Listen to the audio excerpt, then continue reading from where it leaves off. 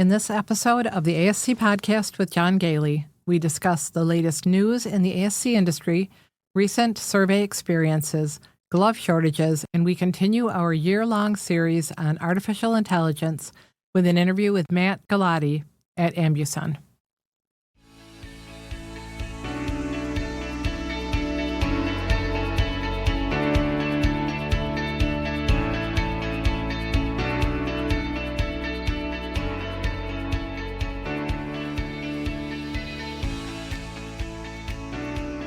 Welcome to the ASC Podcast with John Goehle, the longest-running podcast specifically focused on the freestanding ambulatory surgery industry.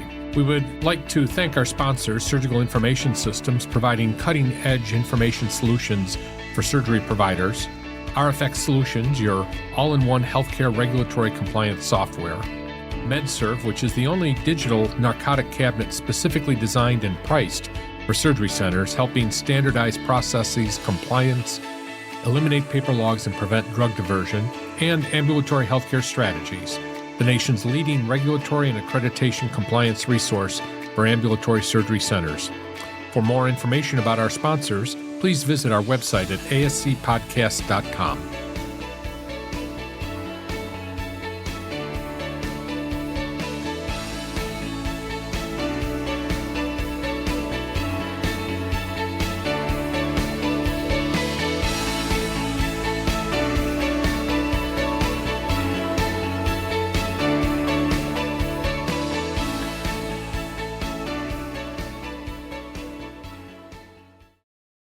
Welcome to episode 279 of the ASC Podcast with John Goehle. We're recording today, June 9th, 2026, from our studios in Spencerport, New York. I'm Sue Kronka, your co-host and operations manager at Ambulatory Healthcare Strategies. As always, the regulatory environment for ambulatory surgery centers continues to shift and evolve. The information we share in this episode is current as of the time of recording, but we encourage all ASCs to stay alert and monitor for any new or updated guidance from the relevant regulatory agencies. Joining me today is John Goehle, owner of Ambulatory Healthcare Strategies, ASC-Central, and the ASC Podcast with John Goehle. Together, these three brands provide ASC leaders with the education, resources, and practical tools they need to thrive in today's complex and highly regulated ASC industry. With more than 3 decades of hands-on experience, John is a sought-after speaker and a trusted expert on topics including regulation, accreditation, and financial management. So this is the second episode in 1 week, Sue. I think this is a record for a while. For those that didn't listen to the last episode, we are way behind, actually, in getting some episodes out with the number of interviews that we have. And we're continuing today with our really kind of an exciting series on artificial intelligence, since it is really dominating a lot of the headlines, both inside and outside of the ASC industry. We thought it would be really timely to talk about it. I did want to remind everyone that hopefully everyone listened to the last episode where we talked about the ASC Safety and Quality Assessment, which is being done by the ASC Quality Collaboration. If you didn't listen to that episode, it was a great interview that we had with the ASC Quality Collaboration, and they mentioned that the ASC Safety and Quality Assessment Survey is due June 15th, and it's free.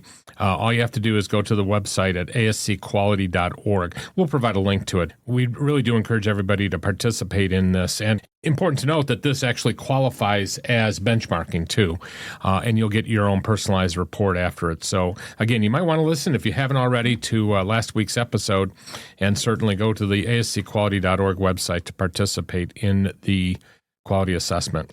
So, Sue, what have we got for news? I've seen in the news a lot lately, more shortages of everything, but there was a particular article from GBM, which is a medical supply company, about the medical glove shortages. So nitrile gloves are made from nitrile butadiene rubber, NBR, I don't know if I said that right, and related petrochemicals. And so disruptions in the oil supply chains have spiked the raw material costs. And so those costs have gone up significantly, up to 150% in some time periods. Glove prices are up around 40% globally, with manufacturers passing on a 40 to 50% cost increase. And one major Malaysian manufacturer has shut down operations, laying off 1,400 workers and citing all of what I just mentioned for their supply chain and for why they've had to close. And, this is coming from all the conflict right now. The U.S. imports the vast majority of its medical gloves with heavy reliance on a few countries like Malaysia, Thailand, China. Reports confirm that 80 to 90% of PPE and a high share, around 87% of medical gloves, are from just three main sources. And, there's limited domestic production buffer. So just like we saw at certain times during the pandemic and other times, when you have just those limited areas to get either the raw materials or, to actually put them together to form the product that you're after, it can really disrupt things so quickly. And they're looking at this possibly really being a problem. Yeah, and I think one of the things I try to teach administrators is the importance of maintaining good contacts with your manufacturer reps as well as your distributors to find out what shortages you might have coming down the pike. Now, there might be distributors out there that'll take advantage of this by telling you about a shortage that doesn't exist. But, if you can do a little bit of research or just verify the information that they might provide you, I really do encourage everyone to stay on top of this because, again, we've mentioned this about drugs and IV fluids and some of the other things that we've had over time. People have literally had to stop surgeries because they haven't had the supplies they needed. And, of course, gloves are an important part of that. Yeah. So keep an eye out for it. We'll try to stay on top of this, Sue. I think what we'll try to do is identify some, maybe working with some distributors to try to identify some of those areas that might be coming up in the future so that we stay ahead of the game here. But it definitely is something we need to keep an eye on. And, your point about such a high percentage of these supplies are being imported is quite concerning. I just wish that we could, bring some of this manufacturing back to the United States to improve that. Not to mention just the, as you mentioned, some of these medical gloves, there's just three main sources worldwide for them. It sounds, again, similar to that problem we had with IV fluids and the IV bags, which had very limited number of sources for the materials needed to put those bags together. Yeah, I don't think people realized as much until recently how how easy it is to completely disrupt a certain product. Well, and I think a lot of times we've been blaming this on the pandemic, but this stuff, these issues started before the pandemic. It just, the pandemic just made it much worse, of course.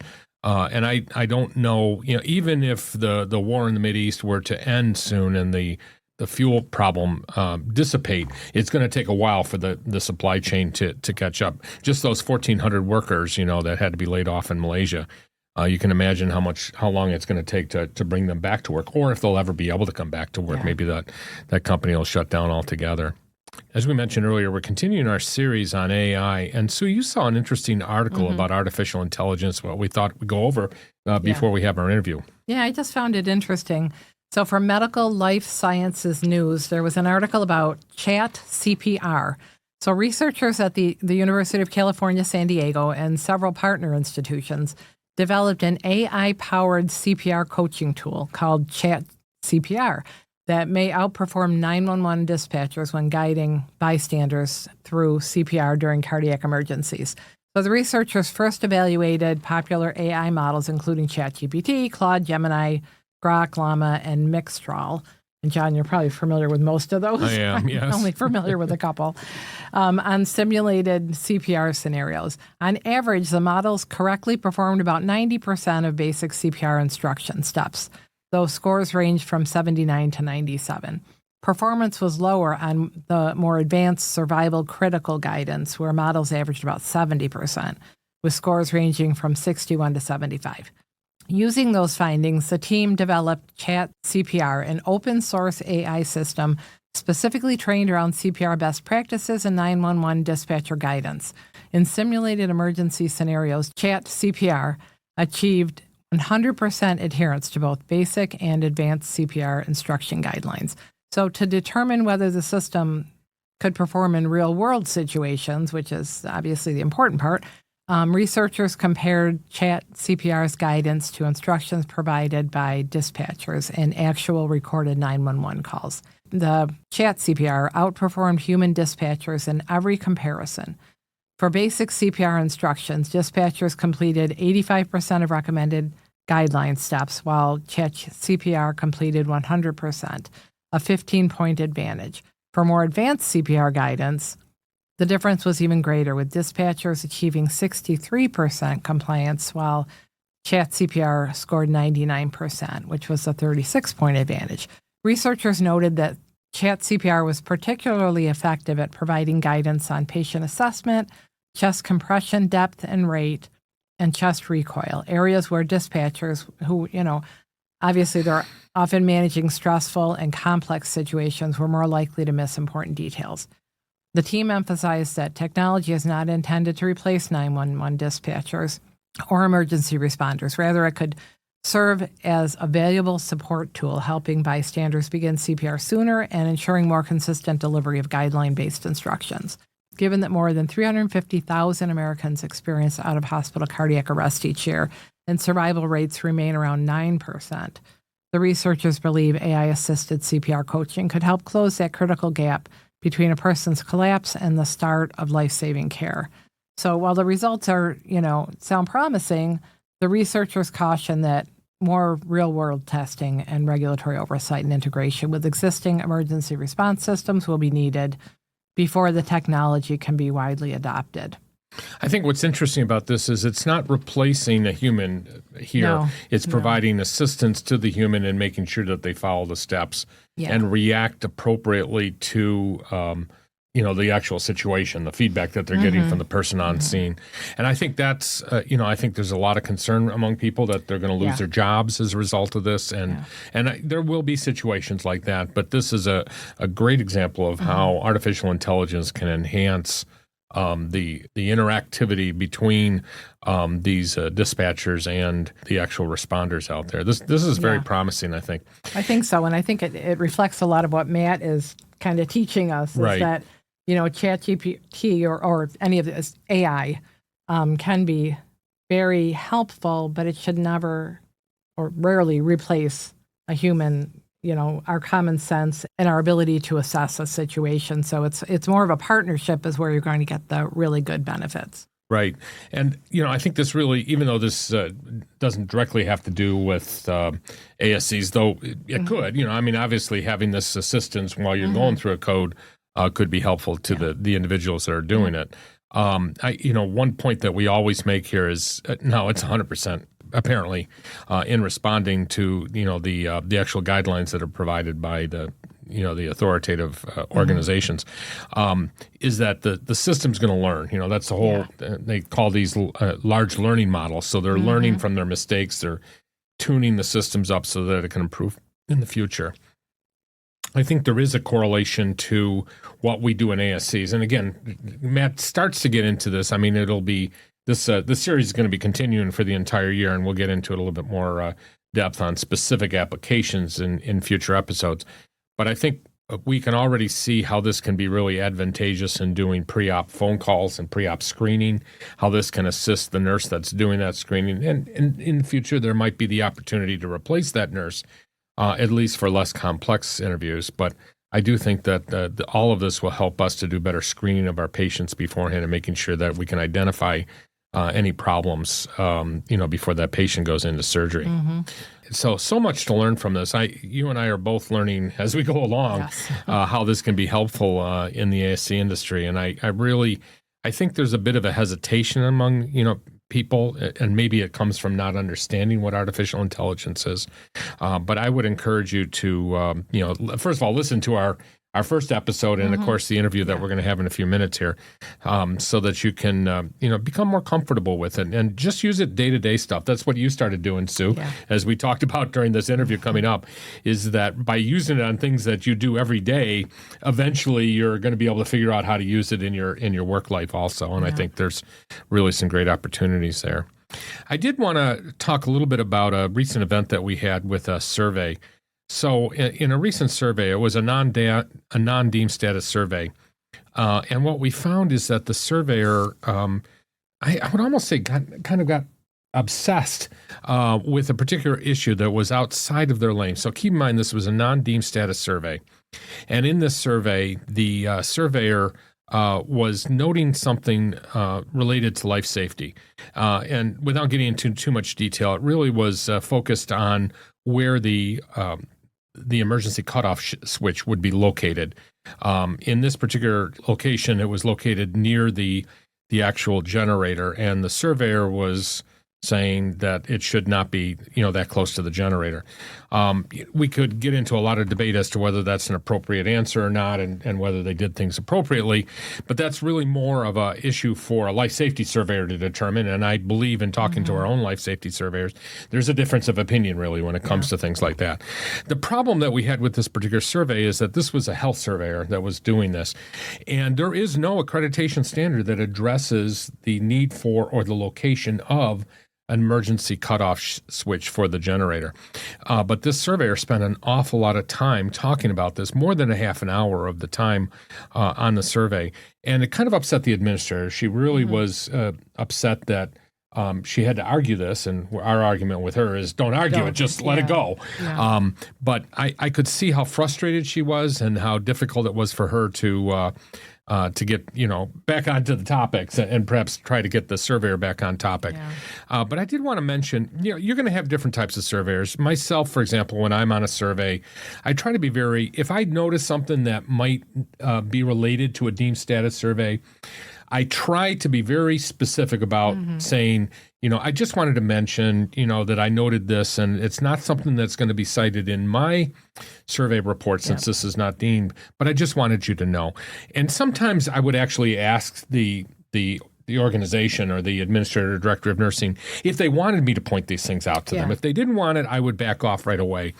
But you might want to, if you encounter a situation like this, ask the surveyor if this was consultative, if it was just for advice only, or if it was really related to the survey they had. I think it's important to note that when the final survey report came out, there was absolutely no mention of this at all. And I could predict that would be the case, because when I spoke to the administrator, I said, listen, there's no accreditation standard here. There's no way that this individual can cite you for it. And indeed, that's what happened.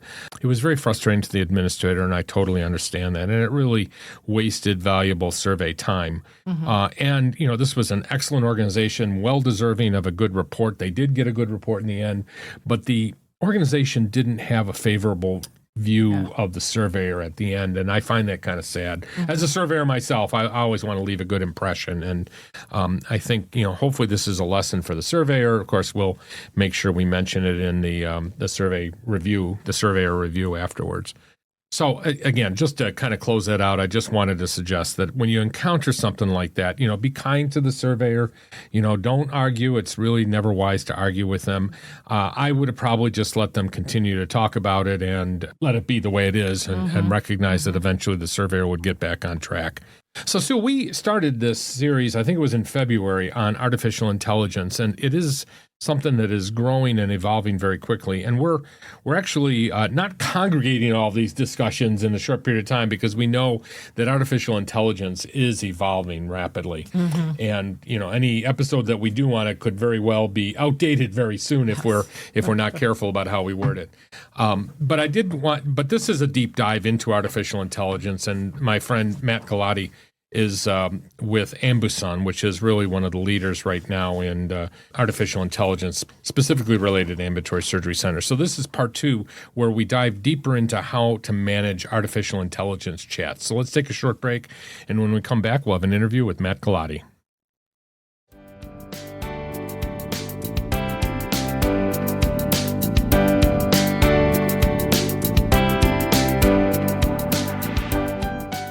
Every ASC professional knows that running a surgery center takes knowledge, skill, and a strong support network.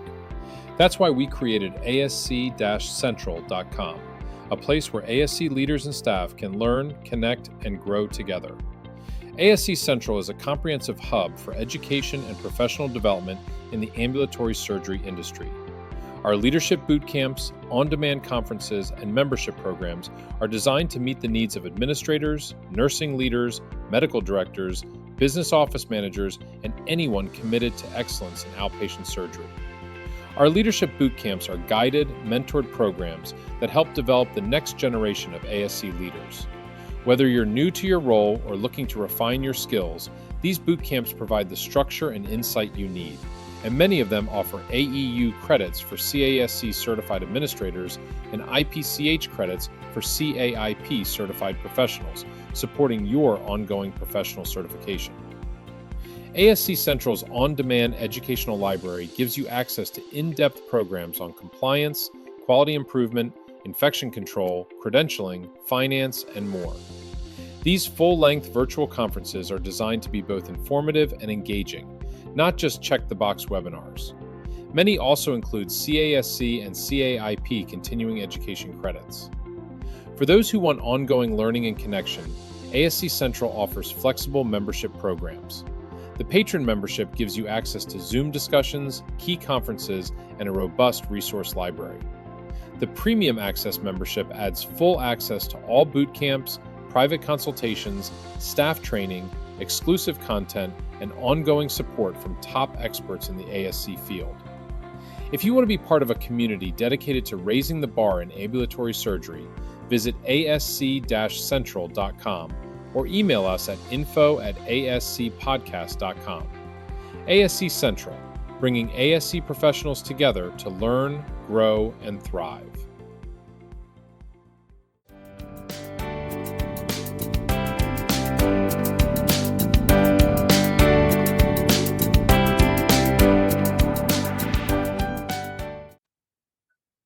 So I'm here with Mat Giladi. Matt, welcome back. We had a great talk a couple months ago about artificial intelligence. So how you been doing? It's great to be back, John. How am I doing? I'm doing really well. I mean, a lot has happened in the last few months, as you know from our conversations, but it's not just in terms of on the real, like on the ground floor. AI is changing rapidly as well. I feel like I sound like an advertisement when I say that. Yeah. But there is a lot of exciting things happening, and so I'm really excited we're talking about it. So introduce yourself again to the audience if they didn't listen to the first episode on AI and the company that you're working with. Yeah, absolutely. And I'll also cover just a quick recap of what we did last week last time as well. So my name is Matt. I'm the co-founder and CEO of AmbuSun. We basically do RCM services where we are able to create immense quality because we have onshore experts plus our own AI systems that our Google DeepMind Waymo engineers built. And we're able to do it at incredibly competitive pricing at like offshoring levels because of our AI's efficiencies, in addition to the experts' quality, keeping it all in check. So that's what we do, starting with denial recovery. What we talked about last time was what is AI, why is it important, and what actually is it and how is it working? And the big takeaway from last time was AI represents a departure from something like using Google because you are introducing reasoning and you are introducing the ability to guess and think about the future, which is why, unlike in Google, when you ask a question and you only get a list of things that have already been written, you can ask a question and get a new response based on what has already been written. And that shift from you're still using information, but going from a past tense version like Google to a future tense version like Google's Gemini AI chat is really powerful. So excited to talk more about how to use those chats here today. Well, and I told you the story after the episode. Sue, of course, had joined in. She's with me today here. After the episode, she started using ChatGPT. I'm not sure she's using it for work that much, but she was a master, of course, at working with it in for a Google search, but she learned very quickly from just, a couple prompts from you. So, Sue, kind of just mention briefly what you learned from it and how that might apply to our audience. I could go on forever. I've become kind of obsessed, but, I do use it for work sometimes, sort of with summarizing some things, but we've been redecorating the house and I've been able to ask it, what type of furniture, what colors go with what colors. And then, like you said, I just add in later, I go back to that same thing and I put in a picture of the room or something and it says, oh, that changes my mind completely. I would do this. It's like my best friend is just sitting there telling me. It's kind of scary, but it's been very useful. Yeah. And it has saved me the cost of an interior decorator too, I should point out. But to talk about some real practical uses that we've been using even in the last couple months here is as we've mentioned on the podcast, we're designing a new studio, and the new studio was largely designed using AI, including all the equipment that we needed to purchase, the layout, the wiring, et cetera.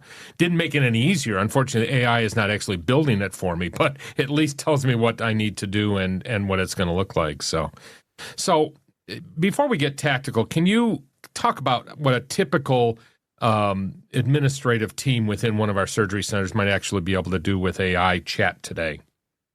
Yeah. So basically, it's like there's already so much they can do using Google. Does AI chat really open the doors to that much more? Yeah. Right. And taking it a step further, well, you can't really put your patient data in it without like a special agreement.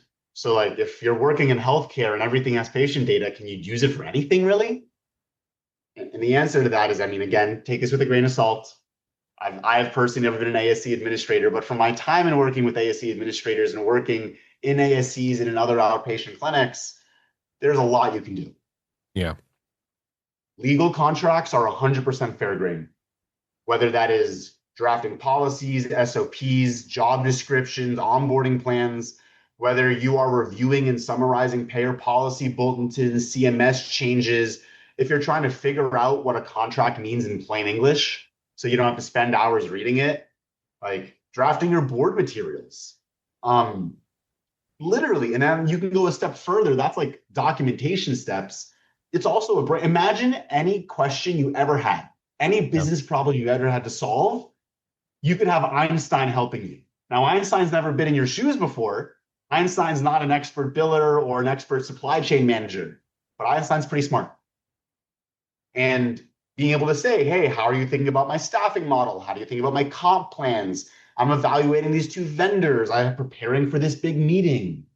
Or in this case, you're Matt and you're preparing for an interview with John and Sue. Yeah. And you want to make sure that your script is amazing, right? And not having it write it for you, but review it. Yeah, we use it internally here to take, our raw notes and turn it into a well-organized document that we can provide to our clients. Again, it's not, doing the work for us, but it's taking the information that we provide to it and organize in a very logical manner and makes it, and also actually speeds up the process that we go through of getting reports out. Could I build on that for a second? Sure. What you just said is really important, right? Where you're like, I'm not having the AI do it for me. I am just having it help me do it faster and better. Mm-hmm. There's actually been some interesting research in like very early days showing that people that use AI and they just outsource their thinking to it are literally becoming cognitively less capable over time. Yeah. I'm not surprised. It's scary to know. Right? Yeah. No, that's so and so true. it's like, so why are we advising AI here if it's hurting people? And the answer is because that same research is showing that people who use AI to what's called co-author your thinking are actually seeing an increase in cognitive abilities and cognitive output. It's almost like the way I think about it for myself is like, and of course it'll be different for everyone, but like me, I'm an external processor. And I've gone from having a good listener and a smart listener available to me a few hours a week to 24/7. And so truly the shift here from like thinking about being in Google versus being in chat is that Google by default could not do it for you. And so you had to be incredibly prescriptive about what you wanted it to give, and you had to do all the thinking yourself.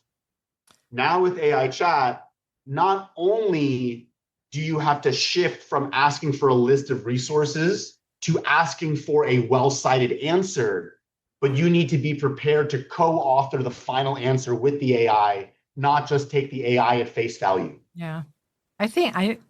Because I feel like you almost have to be an expert already to a certain extent. Yeah. Because like when I do certain things like for the podcast, if it's an area financial, deeply regulatory that I'm not real clear on, I feel like, I'm just like, I couldn't have done this myself. And it summarizes it. And I feel kind of like this, I shouldn't be doing it because I don't know, and I review it. But then things like, 100%.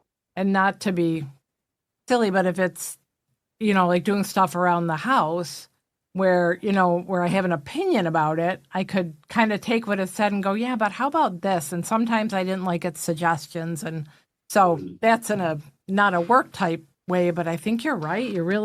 It can either expand your thinking and help you to go down a different avenue, but really think hard about it.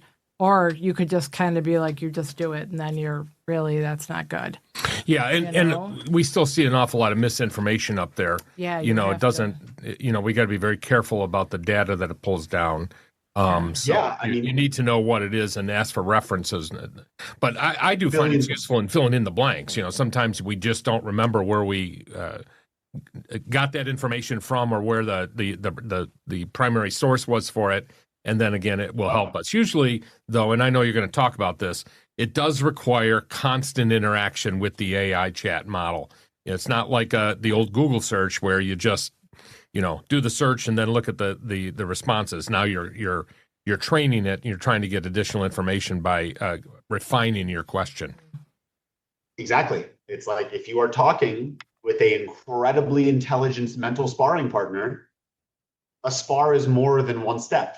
A dance is more than a 1-2. It is now a conversation. It's like having a one-on-one conversation with your professor in college. Exactly. Yes, 100%. Exactly. With that, I wanted to give one quick story, and then I want to actually jump in and talk about how you can have that conversation better. Yeah. But the thing that I wanted to build on from what Sue said about like a real life example of people getting smarter when using AI. So me and my team at AmbuSun, we were taking a billing test because we're working on our AI. We're trying to make sure it's highly accurate, blah, blah, blah. We did 3 versions of the test. One with the AI by itself, one with the humans by itself, and one with the AI plus the humans. And it was literally like a ladder. The AI did worse than the expert, but the expert did worse than the expert with AI. And so even on real life billing exams in the medical field, we're seeing this happen. Now, so the question then is, how do we use AI so that we actually are able to get those higher results? Because the goal isn't to use AI to make our life easier only, it's to use AI to get better answers faster, more consistently. And because it's a conversation, humans, I would not say on average are amazing at communication. I think the vast majority of all of our problems stem from relationships and the difficulty in communicating and connecting. And AI is now an extension of that, where because the way the AI is trained is not like Google, where it says, based on the words you've given me, what content on the internet is most similar, and then I spit it back. And you always have very short questions, so you're always being targeted. So now it is an AI saying, based on everything they've asked me, and based on everything I have ever seen on the internet and the expert people who train my models, what do I think is the next best answer? And just like if you're working with an intern or a friend or your partner, if you ask a really bad question, you're going to get a really bad answer. Yeah. And the worst part is the person who gave you the answer might get a 10 out of 10 on asking the question you actually asked, but a 0 out of 10 on answering the question you were hoping to resolve. Yeah. So, underlying principle, vague in, vague out. So you know how people talk about, like John and Sue, like setting up SMART goals? So like I have never written a prompt and asked myself, is this a SMART prompt? Because that'd be weird and I would never do that. But conceptually, it has all the same elements, where if your prompt is incredibly specific, I want this, your task is to output this thing. And I want you to do X, Y, and Z to get there, just like a work plan for your associate. Second, the M, is it measurable? Hey, AI chat, you know you've completed my task after you find or see X. A, is it attainable? If you're asking the AI to do something that you couldn't do with 100 hours, then it can't do it in 2 seconds or at all. AI is an accelerant on what humans can do, which is by definition why it is fundamentally limited in its ability to replace humans, because it cannot do everything a human can do. Which means that if you cannot do it with unlimited time, it is not attainable for the AI to do it. Yeah. Meaning, hey, I'm negotiating a contract with my payer. What is the average rate in my locale? Well, if there's no data on that anywhere publicly available, then it's not going to be able to help you. Right. But it can help you think about how to negotiate anyway, right? Are realistic. Like in this one, it's not a perfect corollary. What I would actually change this to is like guardrailed, which is like, do you know how to evaluate the answer? AI starts getting very dangerous when you start asking it questions that you cannot determine whether or not it got correct. Yeah, that's a very good point. And for example, like again, going back to the AI test, the AI alone did worse than the human alone, but the AI helped them get better than they were by themselves. Mm-hmm. If you are not an expert, if you were asking your ChatGPT to write you a legal contract and you are having no one review that contract, there is a 99% chance that you're going to have a big hole when lawsuit time comes, right? And then lastly, the T, time bound. This one is more about a principle of how to ask it. So AI has something called reasoning modes or reasoning levels or effort levels. And what that means in the real world is when an AI prompt is run, something called computation happens, where they are mathematically turning your question into numbers, determining the numbers they think are the best answer, and then reconverting that into an output. In that space of your numbers to their numbers, there is an immense amount of math that happens. And that math, the longer you spend doing them, kind of like a test. If I gave you 6 hours to do a test, you do better than if you only had 1 hour. Yeah. The longer you give it, the better it gets. Which means timing it, you don't want to use the most powerful version of it for what's the weather today. You don't want to use the most basic version of it for how should I organize my comp plan. And so being explicit, think about this quickly. Just give me your first guess. Think ultra hard. Think extra hard. Yeah. Really makes sense. So I never use the word smart when I'm writing prompts. That'd be too inefficient. But conceptually, if you're making prompts that are specific in what they're asking for, measurable in whether or not it gave it to you, attainable in terms of you could do it if you had unlimited time, realistic in that you actually can say with certainty or not that it actually gave you a valid answer, or you can help it improve, and time bound where you're setting the right level of reasoning to the level of problem. Because also, by the way, if you give too much reasoning to a simple question, just like a human gets anxiety and overthinks, it'll overthink itself into the wrong answer. Yeah. So you literally ask it to think extra hard about something? The words I use like this, so I wish I could share a screen on a podcast, but literally I use Claude a lot. So like on Claude, on the bottom right, it'll say 2 things, which model it's using and the effort level, and if you give it extra thinking. And it's just a toggle that I use. Okay. But let's say when I'm doing, and this will be less relatable for people, but like, let's say you're doing in a chat bot where it doesn't give you those toggles. Mm-hmm. Let's say like when I'm doing my coding and like programming, and that toggle's not available as explicitly, I will say, go fast. Think ultra hard. The word ultra hard is think maximum effort. Take as long as you need. Right. Right. And just to like really emphasize this point for like really hard problems, when it gives me a response, I try to gift it more compute by saying, before I respond, I want you to review your own answer again. Really? And sometimes I try to gift it so much compute that I actually will copy the answer, paste it into a new chat. This gets that chat to give me feedback, bring that feedback back to my first chat, and then say, can you think about this more with this feedback? Interesting. It's called compute scaling. The more data center servers that are being thrown at the problem for more time, assuming the problem requires it, you will get a better answer. But if you do this on what is the weather, it will spend 6 hours questioning whether the sunshine is actual sunshine and then come back to you saying we're getting invaded by aliens. Right. Don't So waste you that have to valuable match. time. You have to match. Yeah, don't waste it. You're doing. And also, like, just also like be responsible. Like, there is I know that it's not a massive one, but there is a effect on the environment when you use these agents.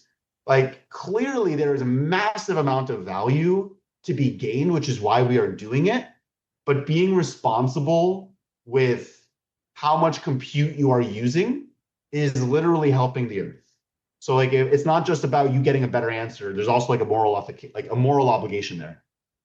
Not to get too tree huggy. But, the other thing I would also say, so we talked about what to do. Another thing that I also like doing with AI chats is telling it what not to do.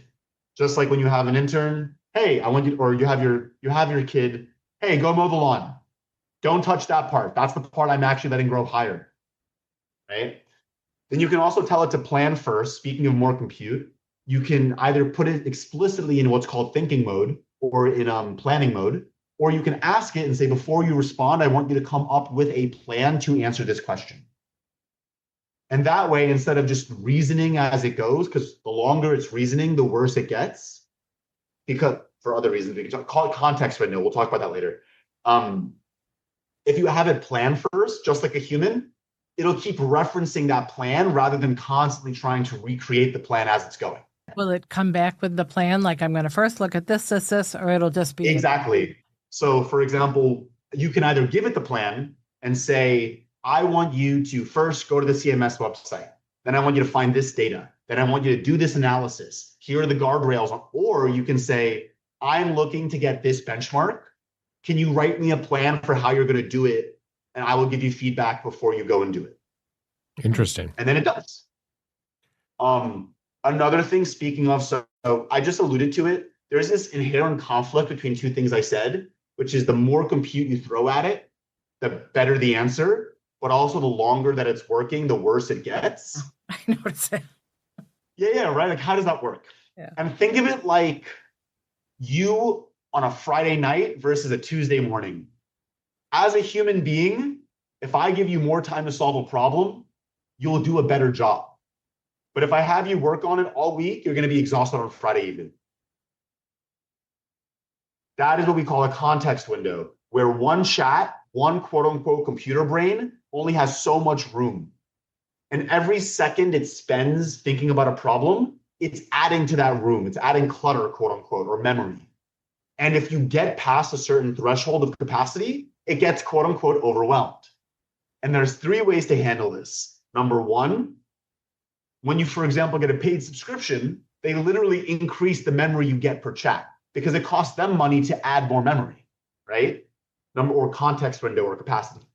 Number 2, if you're not using a paid subscription, you're using a free subscription to like a ChatGPT, having focused chats where one chat for me is one question. If I have 5 different questions, I will open 5 tabs on my computer and ask 5 different chats the questions. Unless they're really close and related, then I'll do it in one, obviously. This isn't to be like unrealistic here, but like one topic per chat. Right. And if it's like a mega topic that cannot be broken out, what I'll do is I'll use one chat to plan out how we're going to break apart this problem. And then I will either A, give this different parts to different chats in sequence, or B, if I do it all in one place. For example, Claude has a little icon that tells you when it hits the 50% window mark of like how much memory it has left. When I hit that point, I say, hey, write me a handoff document. Oh. And then I take that handoff document, I give it to a new chat where the context window is back down to 0, but it's like literally, it has the answer at that point and the question. So it's not losing anything. It's saying, here's the current state, here's how we got here, let me finish the work. Without all like the clutter that it went through in order to get to that. Exactly, point. Yes. It's almost like when your associate comes over to you and says, I did all the thinking all week, here's the final question. And you are so happy. Yeah. So that's kind of how you balance it. You're smarter on Tuesday than you are on Friday, but if you could have more time, you would like it. So managing that window through either separate chats or handing things off to have one quote unquote long continuous chat. Super critical. Two more things to say, and then we'll start going a little bit faster. I know we've been answering how to have a chat for a long time. One, giving it a role. And two, using your voice instead of typing. So first on roles, the AI is trained on the entirety of the internet, right? And it has all this expert feedback. If you started off in the beginning, the first thing it has to do is ask itself, what kind of problem is this? What part of the internet do I need to care about? And that uses up some of that window we talked about because it's using up energy to figure out what it should be focused on. If you start off with, you are working in supply chain, you are working in RCM, that helps it skip a step and save on memory, which means increasing performance. That's a very good point, Matt, that I should just jump on quickly. Yeah. Usually when I start my chats, when I'm trying to do something within the ASC industry, I will say something to the effect, I am an administrator in an ambulatory surgery center located in, if the location is important. But definitely, I did that naturally without realizing that it was helping the chat to. It's super helpful. Better. Yeah. You mentioned the geography. I've literally seen the same exact question. So on that test we were talking about before, right? There was one question on the test that was specific by state. And when we asked the question just with the question, it gave us the correct answer at the national level, which was wrong for the state. Right. When we asked the question and we added the prompt, and I only added 2 words. I literally said, in Florida. I didn't even make it grammatically correct. Yeah. And it gave me the correct state level answer. Truly, the more you give it, the more it gives out, and the more time it spends thinking about the question, not deciphering what you are trying to ask it, the better it will do. Which brings me to the next point, which is using voice to be more descriptive. I use something called a whisper flow. You can use the AI's native voice button, whatever. I can talk, as we are learning right now in this interview, significantly more and faster than I can type. Yeah. And I know that if I had to text my team everything I wanted from them and I could never have a meeting again, our company would be much slower, to say the least. Yeah. Even though when you just word vomit at a chat, it costs the AI because it has to decipher what your word vomit is. The cost of it deciphering your word vomit is less than the benefit of it having the full context of everything you want from it. The SMART goal, the what not to do, to the plan you have for it, to how you want it to handle its contact. Is this one chat or are you planning to do this in multiple chats? Yeah. What is your role? Having all of those things or even some of those things in a voice memo is worth the clutter. And that is how you have a chat. And by the way, I use it in the car sometimes when I turn on the voice mode, because we have a smart car, I guess, where I talk and then it will, so I ask the question like I would in a chat and then it responds to me. And then, of course, it keeps a permanent record of it, within the chat when I land somewhere and able to work with it there.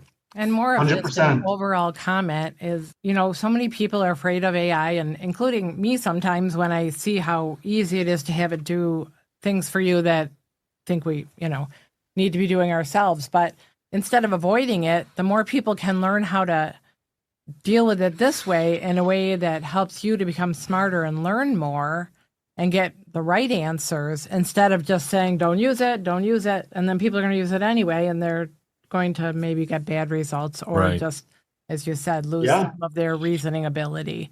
So this is really useful information. That really is our goal with this series of AI things too. Thank you, Matt. That's really been very helpful. 100%. And can I actually say one thing? This is not, my team will probably get upset with me for saying this, but it's not a political statement. But it's not like a political type of answer where it's I'm trying to toe the line and say nothing that ruffles any feathers. Genuinely, what AI is doing in a lot of ways is democratizing the quality of thought. Mm-hmm.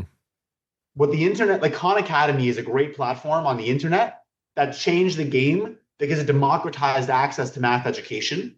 Right. And that meant that the barrier to access was not, could you find a willing math teacher that was good? It was, are you willing to put in the time to learn? Yeah. And it becomes about you. What AI is doing is democratizing the ability to make it about you. You don't know how to do something? Well, you can learn it faster than ever before. You have a problem you don't know how to think through? You can think through it faster than ever before. You have an idea you want to execute on? Well, you can execute on it literally overnight in your sleep without even having to learn how to do any computer programming. Hey, can you write this comp plan for me so I can review it in the morning? It is democratizing the ability for everything about you to be directly correlated to the quality of your ability to think and do things in conjunction with a smart colleague. Because again, the AI cannot fully replace you. Mm-hmm. So the people that can work with AI will be infinitely more equipped, and they will shine, not because the AI is shining, but because the AI is allowing more of their natural and hard-earned talent, work ethic, and intelligence to shine. Yeah, I look at it as having that mentor, constantly in your ear, providing you advice as you go along. Yeah, 100%. It's democratizing access to make it your fault and your fault only. So we talked about how to actually you have a chat, how do you start it? You mentioned, John, that it's also like a conversation where you have to go back and forth. I would say that all the same principles apply from the first question to the follow-up response. But a few additional things that you should know. A, there are certain follow-ups that can massively improve the quality. For example, AI is known 49% of the time, I think was a recent study, to agree with you more than a normal person would. Yeah. So being able to say, hey, I want you to conduct an adversarial review of your own answer.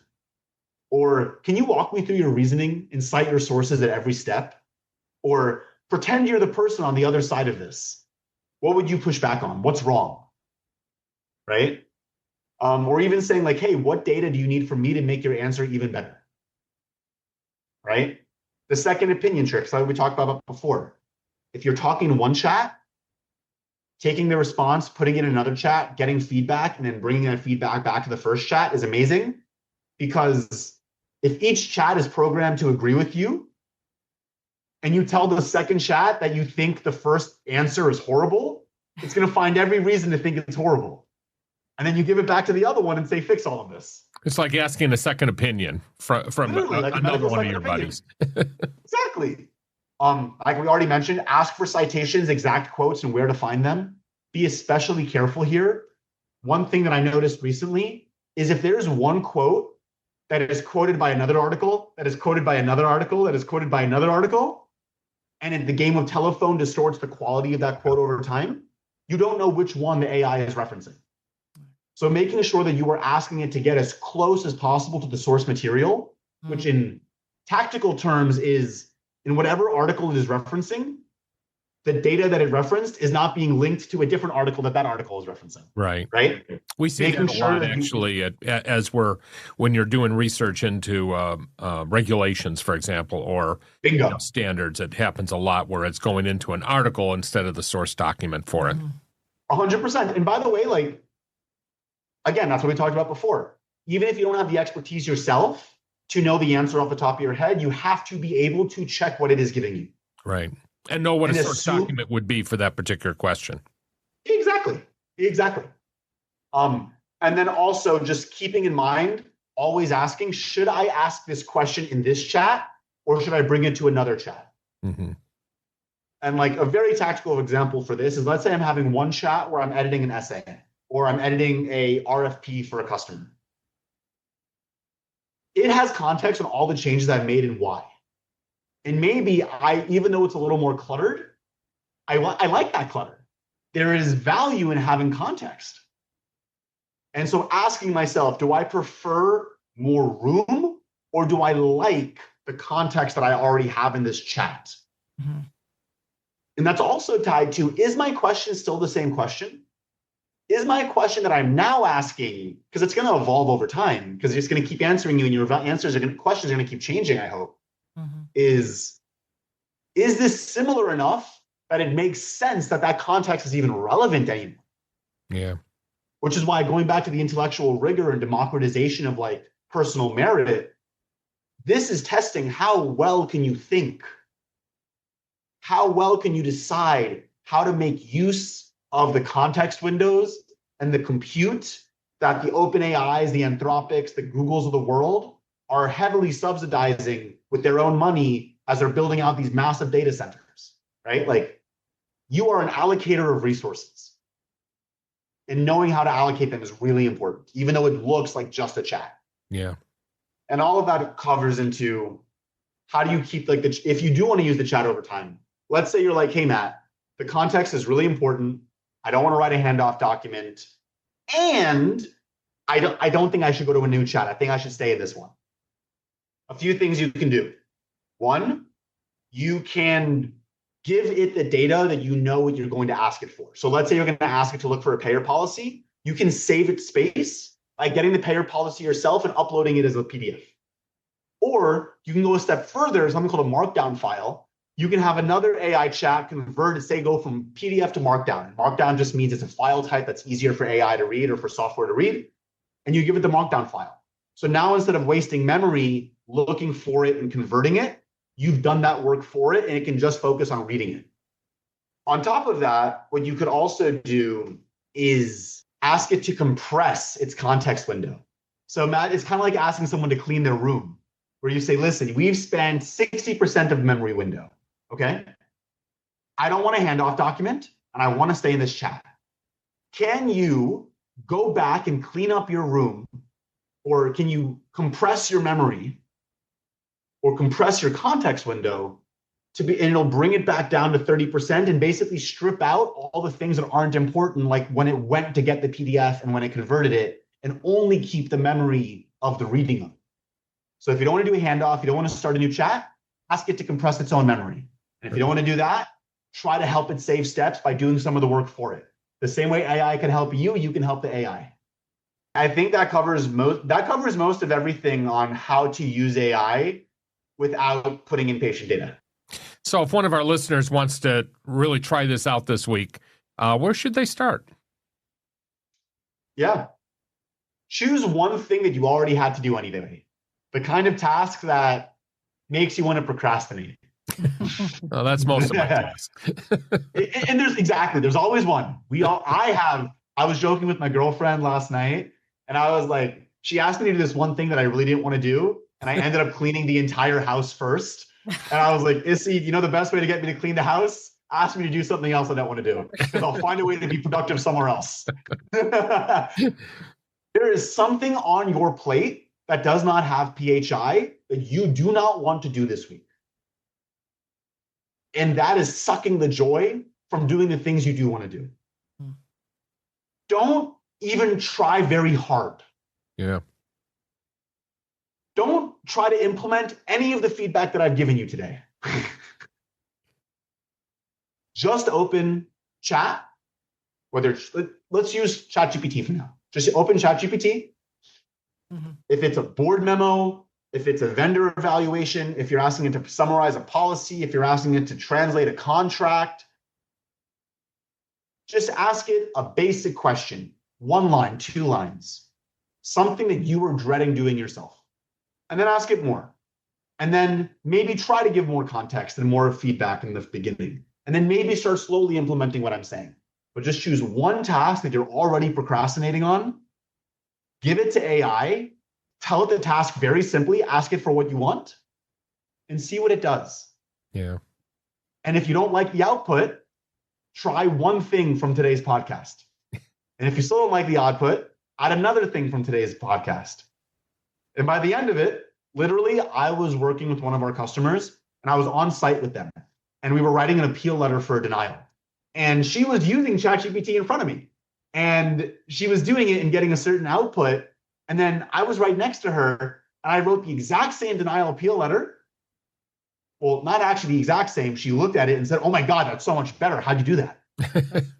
The same ChatGPT The same case, a different output. So just try something that you're procrastinating on.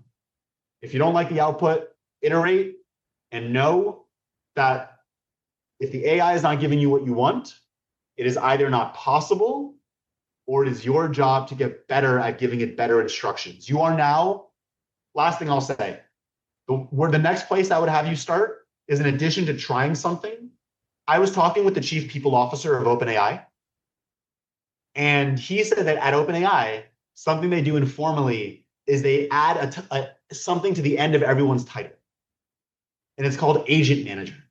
So if you are a CEO, you are a CEO agent manager. If you are a biller, you are a biller agent manager, which means your job is not to use AI, it is to manage AI.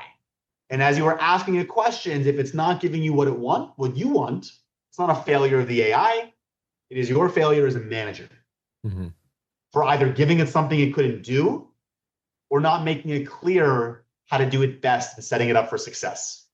And don't be afraid to just keep asking questions until you refine it to exactly what you want as your output. Literally half the time I will ask AI, I have this task, I don't know how to do it. How should I ask AI how to do it? And I will ask the AI to write me a prompt. Just choose one task you want to do this week that you don't want to do, pretend you're an agent manager, and just start trying. Yeah. This has been great, Matt. I'm sure Sue is already starting to figure out what's on her procrastination list. Of course, so do I. I was hoping I didn't steer Again, I'm by the really weird-looking house now. Right. I wish I had seen sooner. Well, this has been very helpful, and I do think how important it is to just get in there and start working with it, and seeing how useful it can be. I give you an example. New York just gave us some Ebola guidance on how surgery centers have to respond to the Ebola crisis that's going on. But it was a long memo, and a very simple solution would be to upload the memo, ask it to give a summary, and tell it why it's relevant to you as an ambulatory surgery center in the state of New York. Bingo. And start from there, and then start asking further questions once you look at it. And by the time you're done, you can probably end up having a policy and procedure for it. Yeah, and so much 100%. language. I notice a lot of times I just have to say, could you summarize that? Or could you pull out the bullet points? Or make it a little bit shorter? Or, you can really just, if you're really just starting, it's really that simple. You don't even have to use full sentences. Right, exactly. Literally, you don't even have to upload it. You could say, New York State Ebola policy, what this? And don't worry about the spelling either, by the way. You can spell it WATTIS and not even have a space in the middle. What this?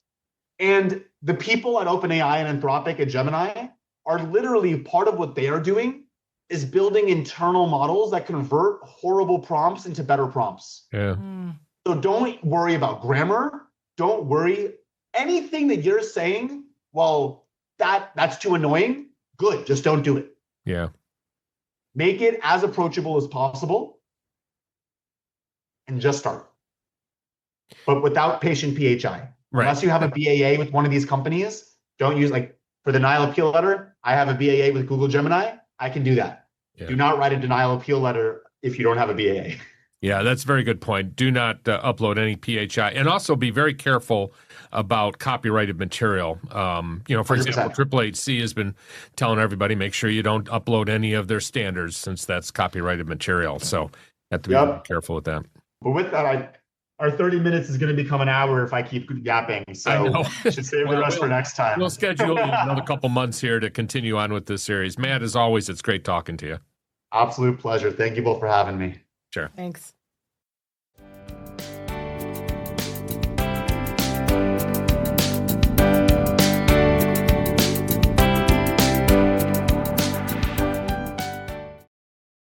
In this segment, we provide an update on upcoming topics for the podcast, our upcoming virtual conferences, and upcoming speaking engagements for John and his staff and other events in the ASC industry.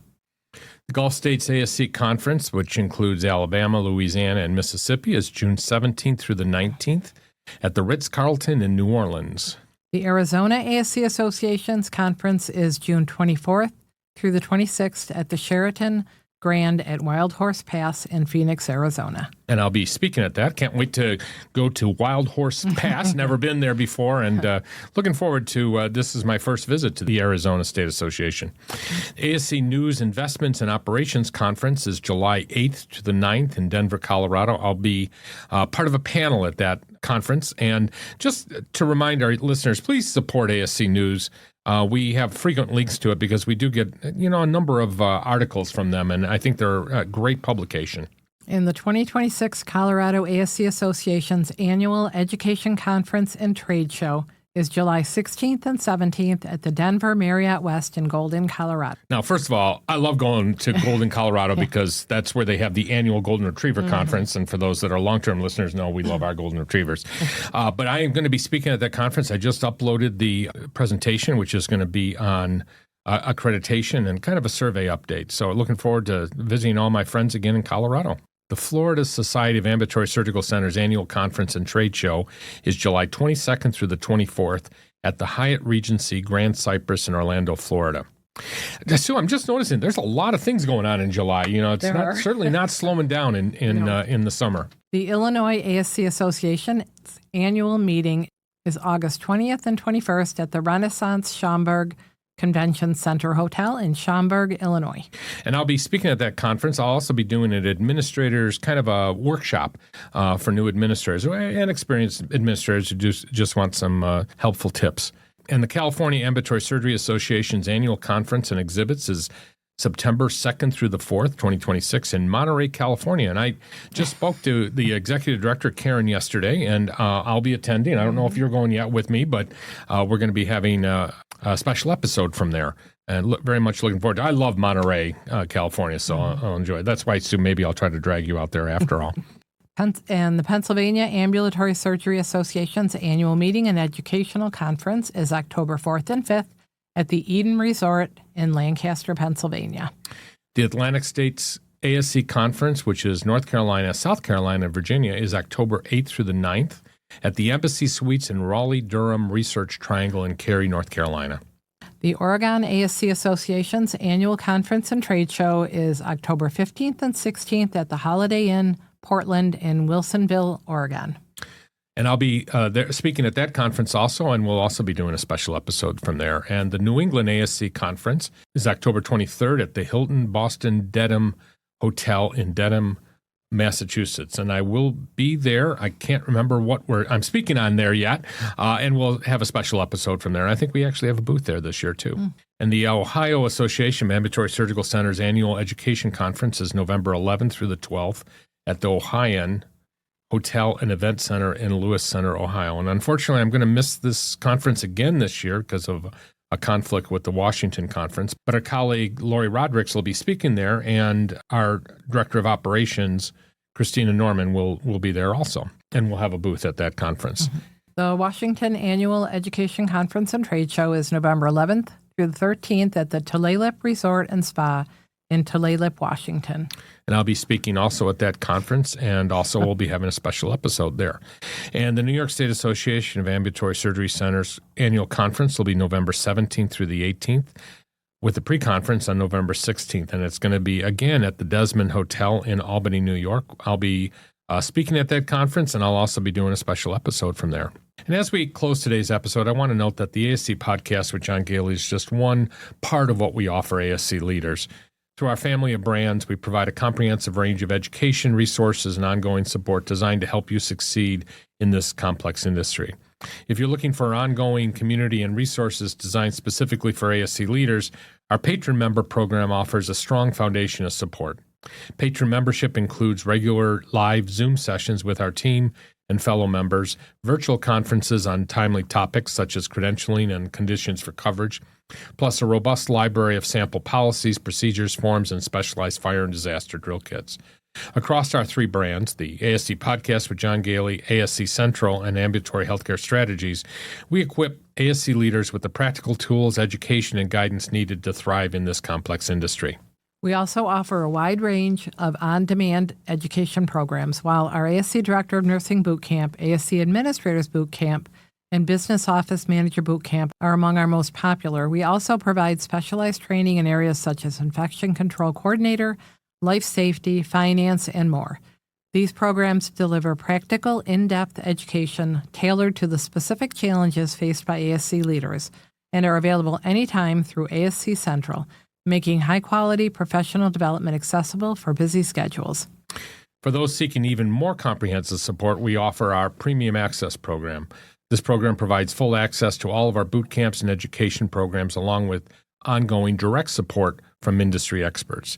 Information about the Patron Member Program, the Premium Access Program, and all of our boot camps and other education programs is available on our sister website at asc-central.com. That's asc-central.com.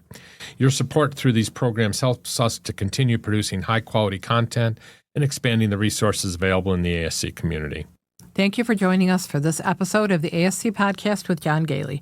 We hope you found the discussion valuable. If you did, please share it with your colleagues and be sure to subscribe so you never miss an episode. We genuinely appreciate your feedback and topic suggestions. Feel free to reach out anytime at comments@ascpodcast.com. A heartfelt thank you to all of our outstanding team whose dedication makes this podcast possible. Our sound editor, Susan Cronkite, executive producer, John Goehle, and our research team of Susan Cronkite, Jenna Alvarez, Christina Norman, Judy D'Ambrosio, Mike D'Ambrosio, Zach Calritis, Jim Masters, Stuart Rosenberg, Amy Cronkite, Lori Rodericks, Kathy Foti, Donna Macchio, Kelly Frankenfield, and Tony Lyons. Our theme music is by Media Sushi and Mike Noah. The ASC Podcast with John Goehle is hosted on Podbean and is available on all major podcast platforms. Thanks for listening, and we'll see you in the next episode.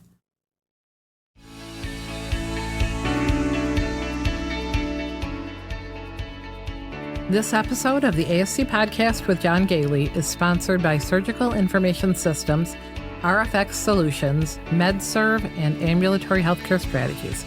Surgical Information Systems provides cutting-edge information solutions for surgery providers. RFX Solutions is your all-in-one healthcare regulatory compliance software. MedServ, which offers the only digital narcotics cabinet specifically designed and priced for surgery centers, helping develop standardized processes and compliance, eliminate paper logs, and prevent drug diversion. And Ambulatory Healthcare Strategies is the nation's leading regulatory and accreditation compliance resource for ambulatory surgery centers. For more information about our sponsors, visit our website at ascpodcast.com. This podcast is an educational and operational tool and is not intended to be a comprehensive resource for all rules, regulations, and standards that an ambulatory surgery center must meet. The advice provided should not be considered as, nor does it constitute legal advice or opinion. When reviewing specific situations involving legal and regulatory issues, attorneys and other professionals should be consulted. This has been a production of Eden Group Development. All rights are reserved. If you're interested in advertising or sponsoring the ASC Podcast with John Goehle, please email us at info@ascpodcast.com. We would love to hear your questions and comments. Please email us at comments@ascpodcast.com.